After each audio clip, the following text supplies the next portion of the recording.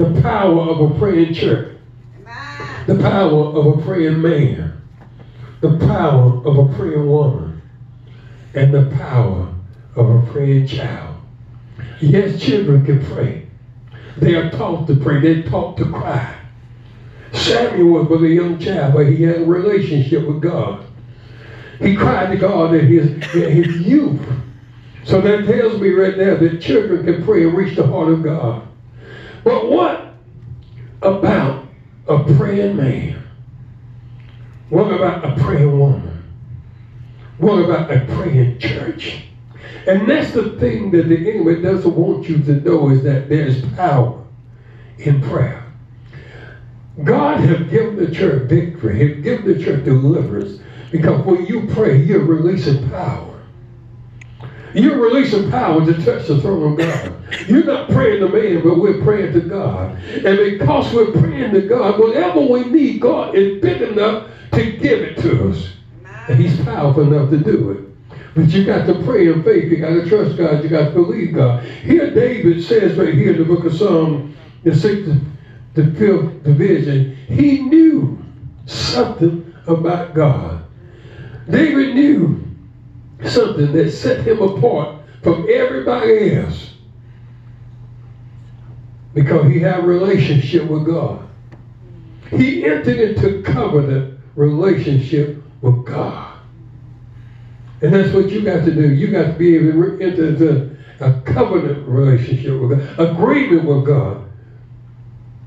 Because if you're going to receive anything, the Bible says if 2 or 3 agree on earth as touching any one thing, it shall be given. That means that you got to come into a covenant agreement with one another in order to receive what God has mandated for our life.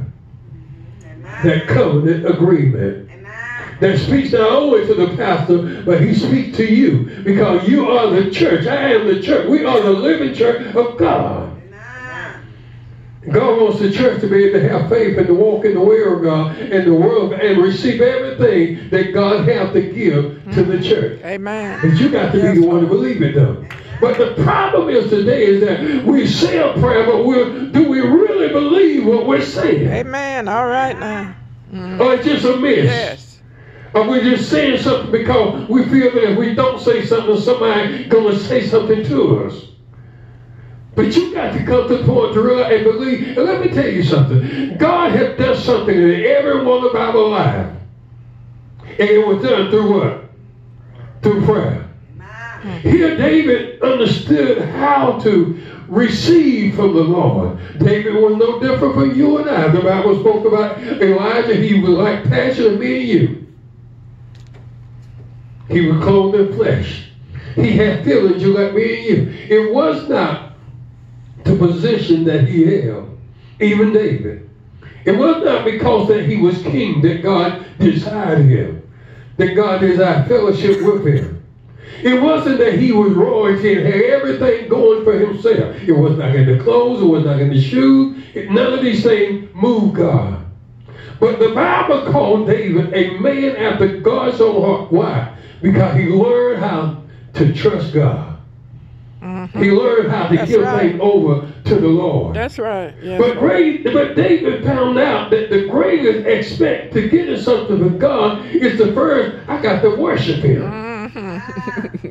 I got to worship God. Yes, yes. I got to praise God. David wrote most of the book of Psalms right here, even though it's divided into 5